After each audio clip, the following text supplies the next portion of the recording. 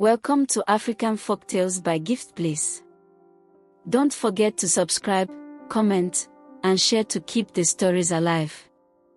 In the small town of Ifo, nestled between dusty roads and the melodic chants of market women, lived the Adeola's family. A humble home of three, Baba Adeola, a retired headmaster, Mrs. Busy, popularly known as Mama Busy, a local food vendor known for her fiery pepper soup, and their only daughter, affectionately called Keji, was the only girl and the last born, and her parents adored her with a love both tender and fierce. From the moment Keji could walk, her parents dreamed of her becoming a medical doctor. Baba Adeola, a retired headmaster, would often boast to neighbors, "My daughter will wear a white coat and save lives." Mama Busy, though a trader, proudly told anyone who would listen that Keji was destined to be the first female doctor in their lineage. They bought her toy stethoscopes, hung posters of famous African doctors in her room, and enrolled her in the best schools they could afford. "We will do anything, we'd pay any price, to make sure you become a doctor," her father often said, his voice firm with pride. But school was a battlefield for Keji. From primary 1 to JSS 3, Keji struggled. Words danced on her notebooks like mischievous spirits, and numbers made her feel like she was sinking in deep water. Teachers complained, her parents paid for extra lessons, but Keji would still return home with tear-stained report cards. Her older cousins whispered behind her back, "She's beautiful but empty-headed." Even some teachers called her a mumu, not knowing those words stuck to her heart like thorns. No matter how hard she tried, numbers confused her, and long science texts left her frustrated and exhausted. Her classmates teased her. Teachers labeled her slow. Evenings at home turned into lectures, extra lessons, and tears. Still, her parents refused to accept defeat. They saw her struggles as laziness or lack of focus. "Do you know how many children would give anything for your opportunity?" her mother would say, frustrated. To them, her dreams had to align with theirs, and there was no room for failure. Keji, however, had dreams of her own. Quietly, she found joy in hair. She would braid the doll heads Mama Joy, one of their neighbors, bought to decorate her shop and practice on her cousin's hair during holidays. Her fingers moved with ease and passion, so unlike her time with textbooks. She tried to talk to her parents, tried to tell them that her joy was not in medicine but in beauty, in creating with her hands. But every time she did, she was shut down. "You want to become an ordinary hairdresser after all our sacrifices," her father barked. Her mother cried, fearing her daughter was throwing her future away. By the time she reached SS1, Keji had had enough. "I know they go school again," she said one evening, dropping her backpack with a thud. Her parents stared at her in disbelief. "Keji, what do you mean?" her father asked slowly, as if unsure he'd heard right. "I dey try. I don't try well.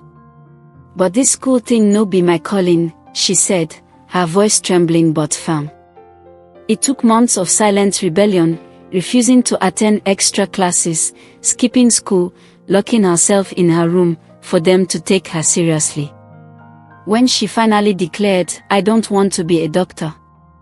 I want to learn hair," it broke their heart. But in that pain, they saw her conviction. It wasn't laziness. It was purpose. After many heated arguments, tears, and even intervention from the pastor, they finally gave in. "If this is what will make you happy," her father said at last, "then go and be the best at it." And with that hard-won permission, Keji stepped into her destiny. They enrolled her as an apprentice at Crown and Glory, one of the most reputable salons in Ifo. The owner, Madame Fola, was a strict, no-nonsense woman with nimble fingers and a sharp tongue. Keji began at the bottom, sweeping floors, fetching water, and folding towels. But she washed. She studied.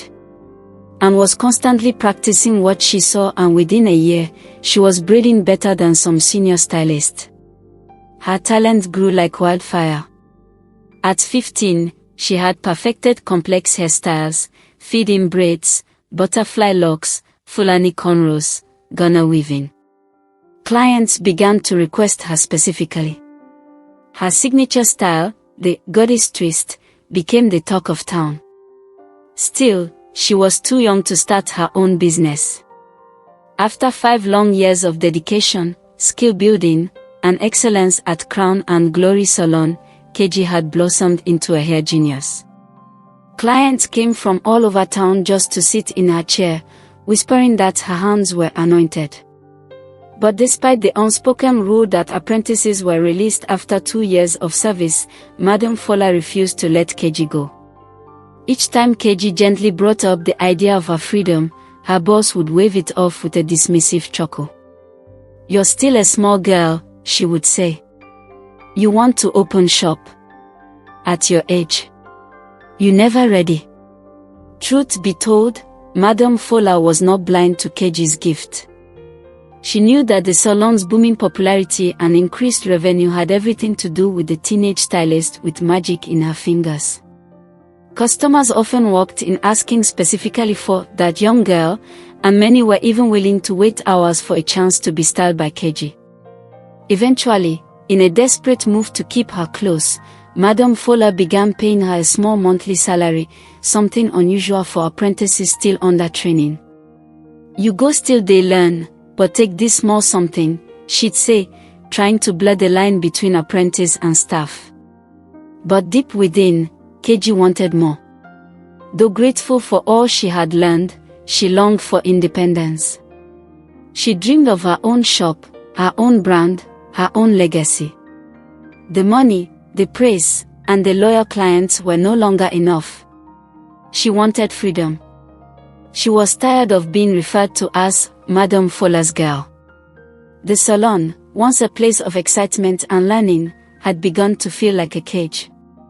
Her dream was outgrowing the walls of Crown and Glory, and it burned inside her more fiercely with each passing day. Eventually, she confided in her parents. Seeing their daughter restless and unhappy despite her talent broke their hearts. They knew she had paid her dues. Baba Odiola and Mama Busy visited Madam Fola in person, respectfully pleading her case. It was not an easy conversation. Madam Fola wept, not out of anger, but heartbreak. "She is like my daughter," she said. "How will I manage without her?" But after much persuasion, and the promise that Keji would never forget her roots, Madam Fola finally relented. A date was set for her freedom ceremony. Though her release was bittersweet, it marked the beginning of Keji's transformation from apprentice to entrepreneur. At age 19, on the morning of her birthday, her parents called her into the sitting room. On the table was a small wrapped box and a bunch of keys. "Mommy. Daddy. What's this?" she asked, her voice shaking. Her father beamed. "Your salon, Keji. It's time." Tears flowed freely down her cheeks. The small shop was located just near a busy junction, nothing fancy, just 2 dryers, 1 chair, and a wide mirror. But to Keji, it was a palace. She named it Keji's Touch. At first, she struggled. Some days, no clients came. Other days, people picked in and left. But Keji was not the same girl who had once cried over report cards. She handed out flyers, braided hair at discount rates, posted before and after photos online, and offered free touch-ups to schoolgirls. Within 6 months, she had 3 apprentices. By the time she turned 21, Keji's Touch had become a household name. She was invited to Lagos for a local hair expo, and she came back with a small award for Rising Hair Artist of the Year. People began to say things like, "Oh, no Keji wey no sabi book be this," or "See as life changed for am." But Keji smiled through it all. She knew that success didn't wear the same uniform for everyone. Some wore lab coats, some wore suits, but she wore aprons stained with hair dye and joy. Though she had mastered the traditional art of hairdressing under Madame Fola, she understood that the beauty industry was constantly evolving. She didn't want to be just another salon owner, she wanted to stand out. So, instead of relying solely on what she had learned during her apprenticeship, Keji embraced the internet like a second classroom.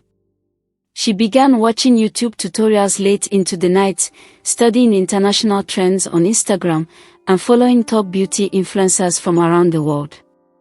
She enrolled in several online courses and attended hands-on workshops in Lagos and Ibadan, paying out of pocket to learn the latest styles and techniques.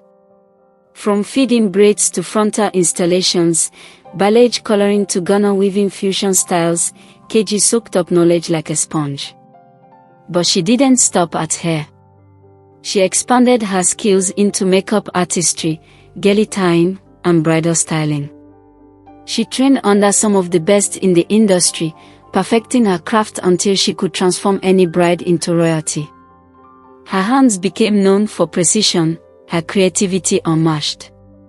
Not stopping there, Keji pushed herself further by learning nail artistry, pedicure and manicure treatments, eyelash extensions, and even microblading.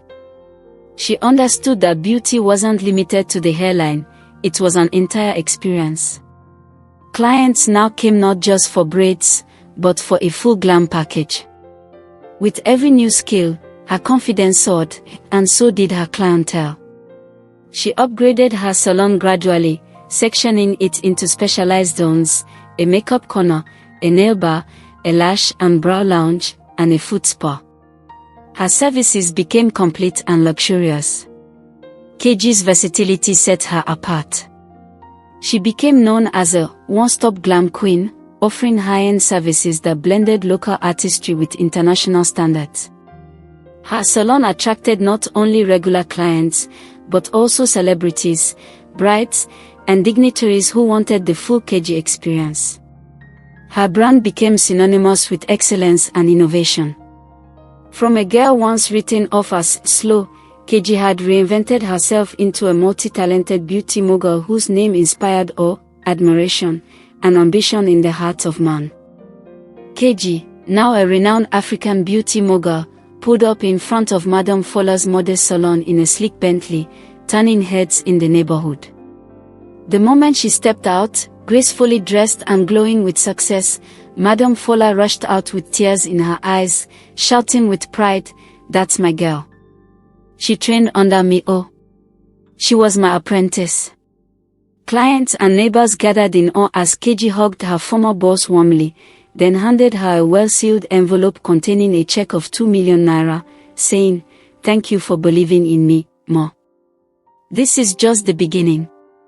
It was a full-circle moment of honor, gratitude, and legacy. Madame Fola's joy knew no bound. She thanked God for not limiting her. Years after Keji became a household name, her success opened doors her parents never imagined possible. She didn't just fly solo, she flew with them. Together, they traveled across continents, attending hair and beauty expos in Paris, business conferences in Dubai, and award ceremonies in South Africa. Baba Adeola, who once clutched his pension tightly to make ends meet, now wore fine at border and walked confidently through foreign airports, escorted by assistants.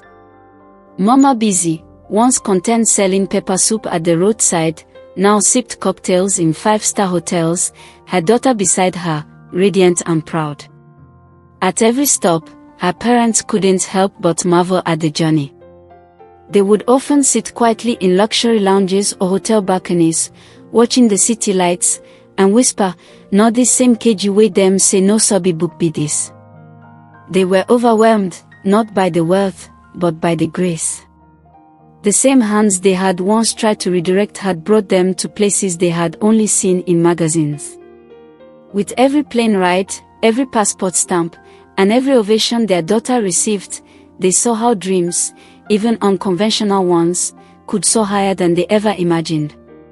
Keji, in turn, never stopped honoring them.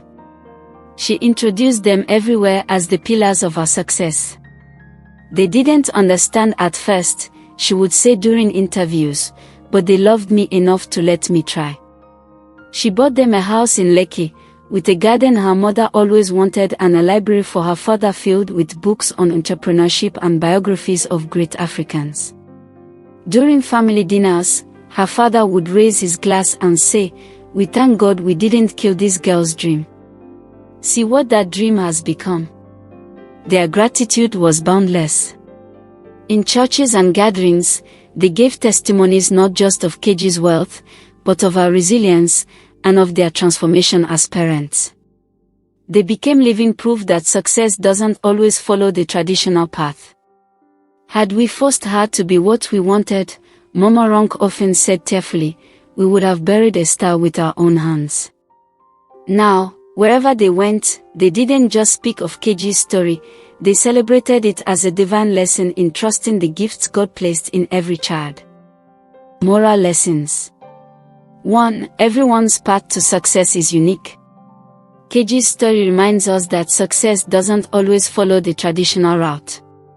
While her parents dreamed of her becoming a doctor, her destiny lay in a different direction. Discovering and pursuing one's unique talent can lead to fulfillment and greatness. 2. Natural talent, when nurtured, becomes greatness. Keji had a gift in her hands: creativity, precision, and flair. Rather than hiding it, she nurtured it through learning, research, and consistent practice. She constantly improved herself through online tutorials, further training, and staying up to date with global trends. Growth is continuous, and self-development is a key ingredient for long-term success. Her rise to the top shows that talent, combined with dedication, becomes unstoppable. 3. Parental support matters. Though initially resistant, Keji's parents eventually supported her dreams, and that support became the foundation for her rise. The story teaches parents to listen, be open-minded, and trust their children's unique gift. 4. Persistence breaks barriers. Keji faced rejection, pressure, and delays in gaining her freedom, but she didn't give up. Her persistence and patience eventually paid off. In life, perseverance often leads to breakthroughs. Thanks for watching. I love you all.